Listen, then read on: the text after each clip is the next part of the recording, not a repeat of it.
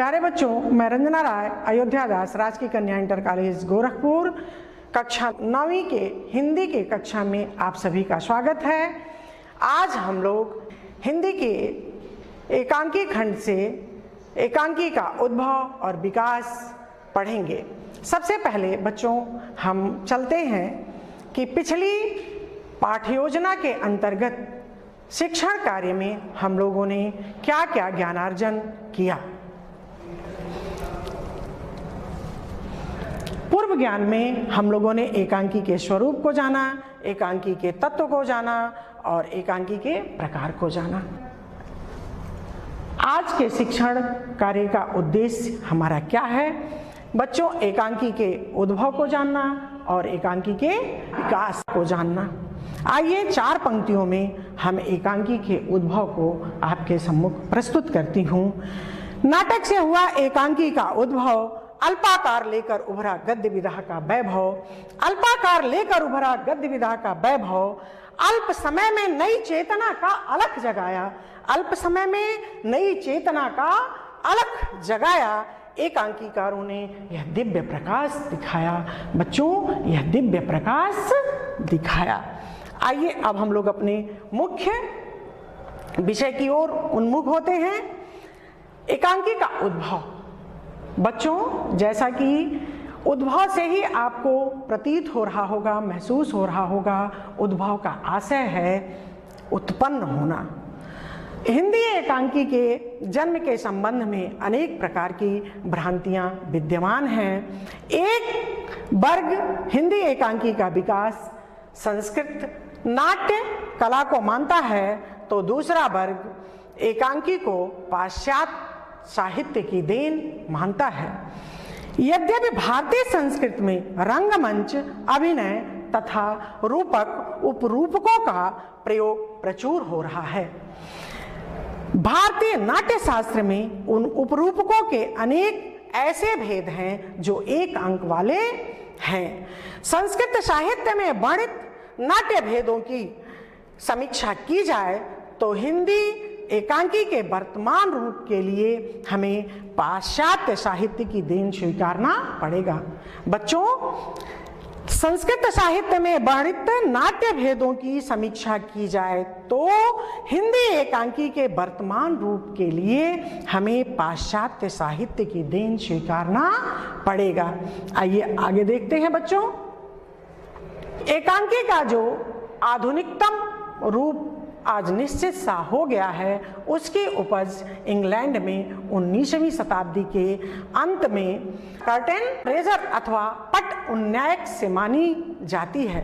कहा जाता है कि उस समय वहाँ एक ऐसा शिष्ट वर्ग था जो रात्रि में पर्याप्त विलंब से भोजन करता था। व्यावसायिक नाटक कंपनियों के अधिकारी नाटक आरंभ करने से पूर्व ऐसे लोगों का प्रतीक्षा करते थे, परंतु समय पर आए हुए दर्शकों का मनोरंजन करना भी उनका कर्तव्य हो जाता था। अतः वह मुख्य नाटक के पूर्व कुछ छोटे छोटे नाटकों का प्रदर्शन करते थे। इसे मुख्य नाटक से पूर्व अभिनीत कर लिया जाता था। इसी कारण इस छोटे नाटक को कर्टेन रेजर का नाम दिया गया और यह विधा बहुत ही लोकप्रिय हुई। फिर आगे देखते हैं बच्चों। सन 1903, कौन सा सन बच्चों? 1903 में विलियम जैकब की कहानी मंकी पा, बंदर का पंजा के आधार पर लुई पार्कर ने एक छोटा सा कर्टेन रेजर लिखा। दर्शकों ने इसे बहुत अधिक पसंद किया। पाश्चात्य देशों में पिछली अर्ध शताब्दी में इस कला की आशातीत उन्नति हुई और आगे चल करके इसका प्रभाव हिंदी एकांकी पर पड़ा। आगे चल करके इस कर्टेन रेजर का प्रभाव किस पर पड़ा? हिंदी एकांकी पर पड़ा। बच्चों, हिंदी एकांकी विधा की पहली रचना के संबंध में भी क्या है? विवाद है। पहला है भारतेंदु बाबू हरिश्चंद्र द्वारा रचित एक अंक वाले नाटक। कौन कौन से हैं बच्चों? अंधेर नगरी विशेष विषमौषधम वैदिक हिंसा हिंसा न भवति। और दूसरा है जयशंकर प्रसाद कृत्य एकांकी एक घूट 1929 में जो प्रकाशित हुई थी। और तीसरा है डॉक्टर राम कुमार वर्मा कृत्य बादल की मृत्यु 1930 में जो प्रकाशित हुई थी। बच्चों, अधिकांश विद्वान प्रसाद कृत्य एक घूट 1929 में जो प्रकाशित हुई थी उसको हिंदी का पहला एकांकी मानते हैं, क्योंकि भारतेंदु जी के एक अंक वाले नाटक संस्कृत परंपरा का अनुसरण करते थे और उनमें आधुनिक एकांकी के लक्षण नहीं मिलते थे। देखिए बच्चों, आधुनिक हिंदी साहित्य के जिन गद्य विधाओं का विकास विगत एक शताब्दी में हुआ उसमें एकांकी का महत्वपूर्ण स्थान है, किंतु ऐतिहासिक दृष्टि से हिंदी साहित्य में इसका उद्भव 19वीं शताब्दी के अंतिम चतुर्थांश में माना जाता है। आधुनिक एकांकी वैज्ञानिक युग की देन है। बच्चों, अगर ऐतिहासिक दृष्टि से हिंदी साहित्य में इसका उद्भव अगर देखा जाए तो 19वीं शताब्दी के अंतिम चतुर्थांश में माना जाता है और आधुनिक एकांकी किसकी देन है? वैज्ञानिक युग की देन है। अब बच्चों, हम चलते हैं एकांकी का विकास हुआ। एकांकी का विकास चमका चहुछोर। आओ हम सब अग्रसर हुए विषय वस्तु की ओर। बच्चों, विषय वस्तु की ओर हिंदी एकांकी के विकास को 4 चरणों में विभक्त किया जा सकता है।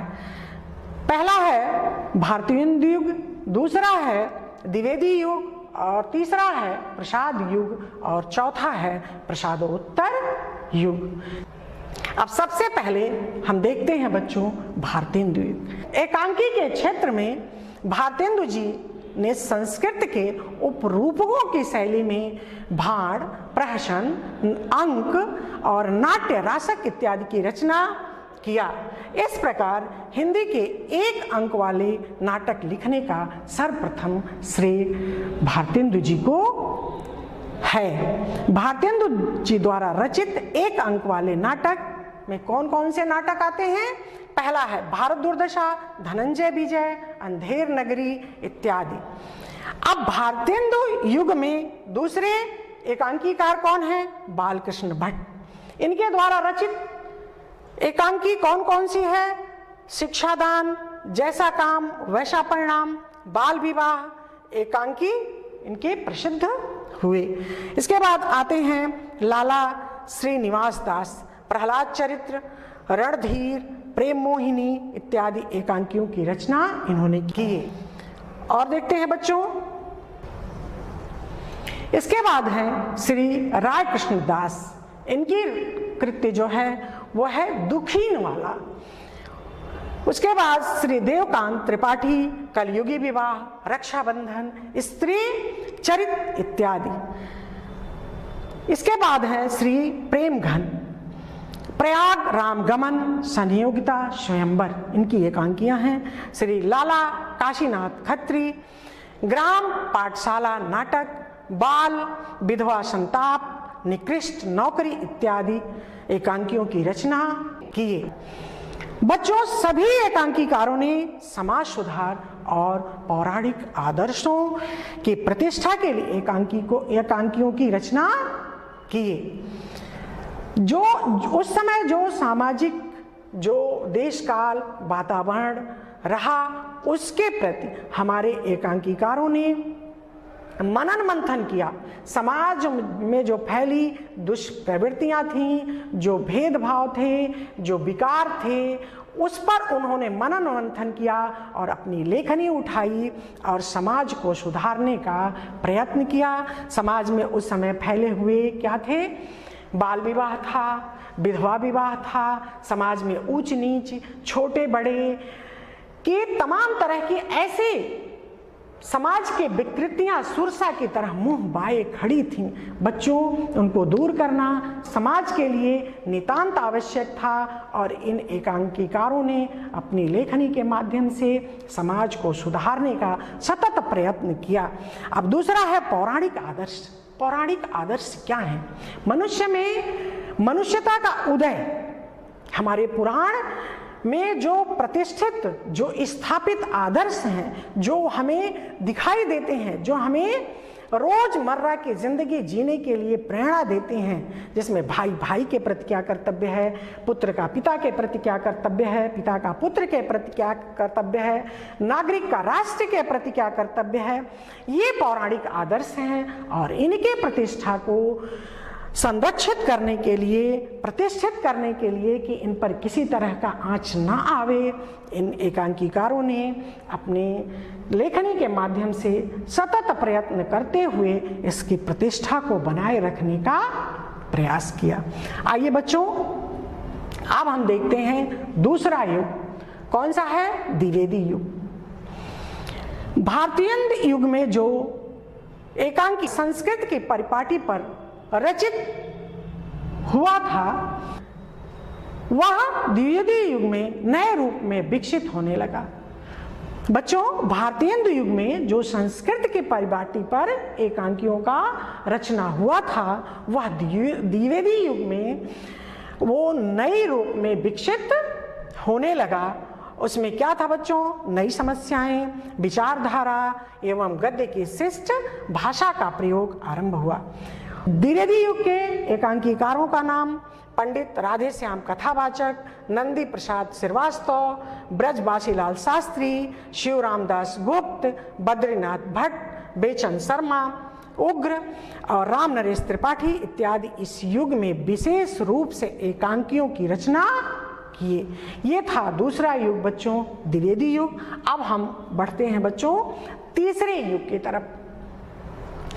कौन सा युग है? प्रसाद युग। हिंदी एकांकी का नवीन सूत्रपात सन 1925 से होता है और नई शैली में वास्तविक हिंदी का आरंभ प्रसाद जी की एक घूट जो 1929 से माना जाता है। प्रसाद जी की सर्वतोमुखी प्रतिभा और नाटकीय पर्यवेक्षण के सम्मुख पुरानी बाधाएं ठहर न सकी और हिंदी एकांकी पाश्चात्य तकनीकी से प्रभावित होकर वेग से आगे बढ़ चला। सन 1930 हिंदी एकांकी के विकास का एक महत्वपूर्ण वर्ष है। बच्चों, सन 1930 हिंदी एकांकी के विकास का एक महत्वपूर्ण वर्ष है। इस वर्ष डॉक्टर राम कुमार वर्मा का बादल के मृत्यु नामक एकांकी प्रकाशित हुई। कौन सी एकांकी प्रकाशित हुई बच्चों? डॉक्टर राम कुमार वर्मा द्वारा रचित बादल के मृत्यु। इसने एकांकी जगत में क्रांति उपस्थित कर दी। प्रसाद जी की एक घूंट से आरंभ होने वाली आधुनिक हिंदी एकांकी परंपरा का विकास भुवनेश्वर प्रसाद मिश्र की एकांकी संग्रह कौन सा है बच्चों? कारवां और डॉक्टर राम कुमार वर्मा की आरंभिक रचनाओं द्वारा अग्रसर होता है। डॉक्टर राम कुमार वर्मा की पृथ्वीराज की आंखें। डॉक्टर राम कुमार वर्मा कृत्य कौन सी है? पृथ्वीराज की आंखें और अन्य रचनाएं भारतीय परिवेश का विशेष निर्वहन करती हैं। भारतीय परंपरा के प्रति सजग होने के कारण डॉक्टर राम कुमार वर्मा आधुनिक हिंदी एकांकी के जनक कहे जाते हैं। बच्चों, गौर से ध्यान देना, ये प्रश्न आपसे पूछा भी जा सकता है कि क्यों डॉक्टर राम कुमार वर्मा को आधुनिक एकांकी का जनक कहा जाता है, आधुनिक हिंदी एकांकी का जनक कहा जाता है। तो ध्यान से सुनो बच्चों, डॉक्टर राम कुमार वर्मा के पृथ्वीराज की आंखें और अन्य रचनाएं भारतीय परिवेश का विशेष निर्वहन करती हैं और भारतीय परंपरा के प्रति सजग होने के कारण डॉक्टर राम कुमार वर्मा आधुनिक हिंदी एकांकी के जनक कहे जाते हैं। अब हम चलते हैं बच्चों आगे की तरफ। चौथा युग कौन सा है? प्रसादोत्तर युग। आज हिंदी एकांकी स्वतंत्र रूप से विषयों और शैलियों के साथ अनेक दिशाओं में गतिशील है। जिन एकांकीकारों ने इस क्षेत्र में मौलिक योगदान किया उसमें डॉक्टर राम कुमार वर्मा, जगदीश चंद्र माथुर, उदय शंकर भट्ट, उपेंद्र नाथ अश्क, विष्णु प्रभाकर, गणेश प्रसाद द्विवेदी, हरि कृष्ण प्रेमी, भगवती चरण वर्मा, विनोद रस्तोगी, स्वामीनाथ, अमृतलाल नागर, नरेश मेहता विशेष रूप से उल्लेखनीय हैं। सबसे पहले उदय शंकर भट्ट और डॉक्टर उपेंद्र नाथ अश्क आधुनिक परिवार और समाज की विकृतियां, विडंबनाओं, टूटते हुए विश्वासों और नई पनपती हुई मान्यताओं को ध्यान में रखकर तीखे हास्य, विनोद, व्यंग उभारने की प्रवृत्ति इनमें है। अब दूसरे आते हैं हरि कृष्ण प्रेमी। एकांकियों में मध्ययुगीन इतिहास की घटनाओं के आधार पर हिंदू मुस्लिम संस्कृति के समन्वय की प्रवृत्ति विद्यमान है। बच्चों मध्य युग में हिंदू मुस्लिम आपस में समन्वय की भाव से जीवन जीते थे। ये मुस्लिम भाई और ये हिंदू भाई, दोनों लोगों का चित्र बच्चों देखो। मध्य युग में हिंदू भाई जाकर के ईद की सेवइयां खाते थे, बड़े ही सहज, बड़े ही सहृदयता के भाव से, बड़े ही आत्मीयता के भाव से। और मुस्लिम भाई होली में जा कर के रंगों से अपने को रंग रंजित करते थे, सराबोर हो जाते थे। कहीं किसी प्रकार का कोई मतभेद नहीं था। हिंदू मुस्लिम आपस में क्या है? भाई भाई हैं, दोनों एक दूसरे के पूरक हैं। हम भारतवासी हैं, ईश्वर ने तो केवल हमें इंसान यहाँ भेजा है और हम लोग यहाँ पर तमाम वर्गों में स्वयं को विभक्त करते हैं। नहीं बच्चों, पहले हम भारतीय हैं, ऐसा भाव अपने मन में हमें रखना चाहिए। ये हरि कृष्ण प्रेमी जी के एकांकियों में विद्यमान मिलती हैं। अब देखते हैं बच्चों सेठ गोविंद दास जी। सेठ गोविंद दास जी जो थे वो गांधीवादी विचारधारा के एकांकीकार थे, जिनमें अहिंसा और नैतिकता के आदर्शों की प्रेरणा के साथ साथ राष्ट्रीय चेतना के प्रति जागरूकता दृष्टिगोचर होती है। देखो बच्चों, सेठ गोविंद दास जी थे वो गांधीवादी विचारधारा के एकांकीकार थे। गांधीवादी विचारधारा क्या है? अहिंसा का पालन करना, जीवन में नैतिकता रूपी आभूषण को धारण कर एक सुयोग्य नागरिक के रूप में राष्ट्र के लिए सतत कार्य करना। इसमें देखिए ये चौरी चौरा कांड है बच्चों। जब चौरी चौरा कांड हुआ तो हिंसा जो थी वो क्या हो गई थी? उस समय हिंसा धीरे धीरे बढ़ रही थी, लेकिन जैसे ही गांधी जी को ये बात पता चली, बड़े ही सहज रूप से अहिंसा का सहारा लेते हुए अपने आंदोलन को वापस ले लिए। इसका प्रभाव सेठ गोविंद दास जी पर पड़ा और लेखनी के माध्यम से जन जन तक पहुंचाने के इन्होंने प्रयास किया। दूसरा है, देखो आप चित्र बच्चों, ये दांडी यात्रा का है। दांडी यात्रा क्या थी? अहिंसा के सहारे,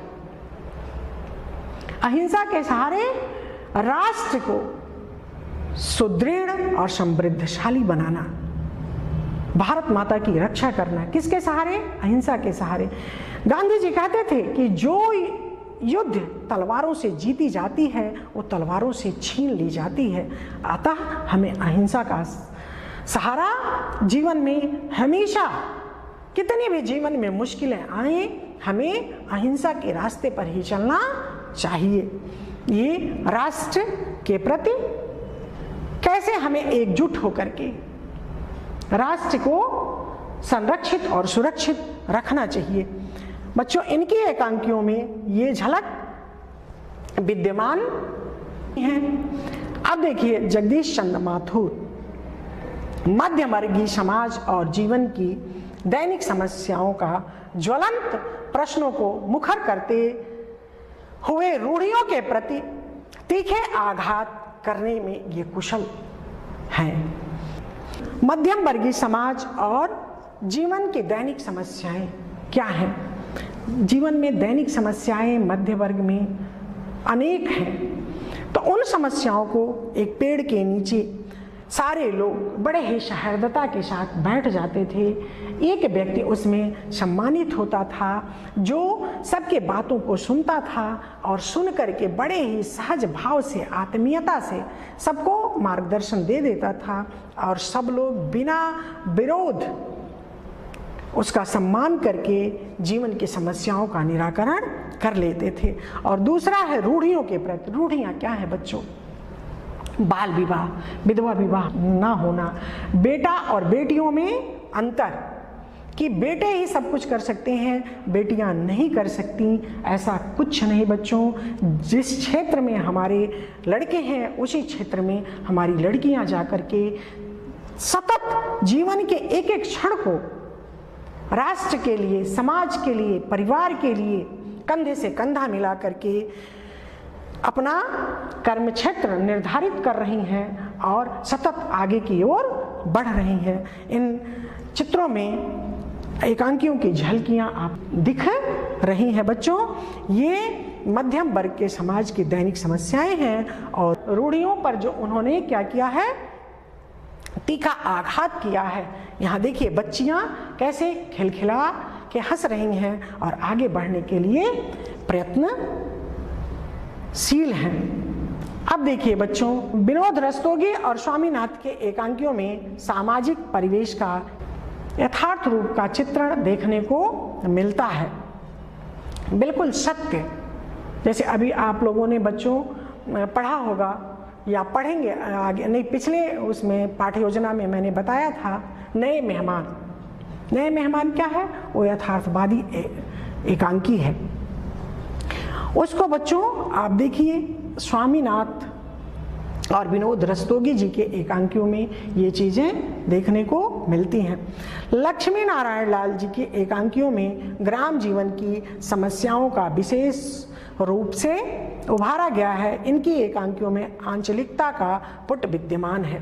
ग्राम जीवन की समस्याएं क्या हैं? पानी की समस्या, सड़क की समस्या उस टाइम जो थी उस पर इन लोगों ने एकांकियों की रचना करके जन जागृत करने की कोशिश किया।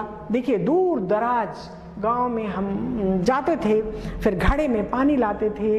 अक्सर गांव नदियों के किनारे होते थे, वहां जाकर के औरतें अपना टोकरी में बर्तन ले जाती थी, साफ करती थी, नहाती थी, धोती थी, कपड़े धुलती थी, पीने के लिए पानी घड़ों में ले करके तब घर वापस आती थी। एकांकियों में ये चीज़ें विद्यमान हैं। और देखिए हमारे किसान हल से खेत को जोतते थे और ये देखिए दोनों तीनों झलकियां जो हैं इनकी एकांकियों में विद्यमान हैं। अब बच्चों हम चलते हैं विष्णु प्रभाकर के एकांकियों में राष्ट्रीय और राजनीतिक परिवेश के बड़े जीवंत रूप प्रस्तुत किया गया है। इनके एकांकियों के मंचन की कुछ झलकियां आपको देखने को मिलेंगी। ये हैं विष्णु प्रभाकर जी के एकांकियों की झलकियां। ये राष्ट्र के प्रति हमें कैसे होना चाहिए, एक नेता जो नेतृत्व करता है उसको किस तरह से होना चाहिए और हमें किस तरह का राष्ट्र के लिए सतत जागते रहना चाहिए। हम सतत जागते रहें, राष्ट्र हमारा है, हम कभी नहीं राष्ट्र के प्रति सोएं, हम सदा जागते रहें, देश हित कभी नहीं सोएं, हम कृषक बने तो हृदय खेत में प्रेम बीज को बोएं। ये राष्ट्र के प्रति हमारा कर्तव्य है और विष्णु प्रभाकर जी की एकांकियों में ये झलकियां विद्यमान हैं। अब बच्चों हम आते हैं अभ्यास कार्य की ओर। जब हम कोई चीज़ पढ़ते हैं, लिखते हैं, सुनते हैं, देखते हैं तो उसका अभ्यास कार्य बहुत ज़रूरी है बच्चों, किसी विद्वान ने कहा है कि भाषा कितनी भी कठिन हो उसे बार बार लिखिए और बार बार पढ़िए तो वो क्या हो जाएगी, सहज, सरल और हृदय गम्य हो जाएगी। तो आइए हम अभ्यास कार्य की ओर चलते हैं। पहला प्रश्न है, हिंदी गद्य साहित्य के एकांकी विधा के उद्भव पर प्रकाश डालिए। दूसरा है, हिंदी एकांकी का विकास कितने चरणों में विभक्त किया गया। और तीसरा है, प्रसादोत्तर युग के 4 एकांकीकारों के नाम लिखिए। अब हो गया आपका अभ्यास कार्य। अब हम लोग चलते हैं मुख्य सार की ओर। क्या है? संप्राप्ति। हमने क्या पढ़ा, क्या सुना और क्या समझा, उसका दूध, फिर दही, फिर नवनीत। नवनीत क्या होता है? दूध का सार होता है। वही चीज़ हमारी संप्राप्ति है।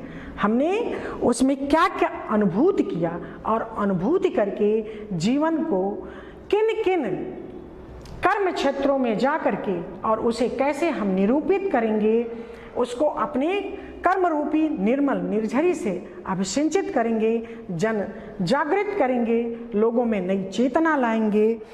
चलिए अपनी प्रस्तुति करते हैं बच्चों। एकांकीकारों के पूर्ण प्रयास से, एकांकीकारों के पूर्ण प्रयास से गद्य विधा का भविष्य है उज्जवल।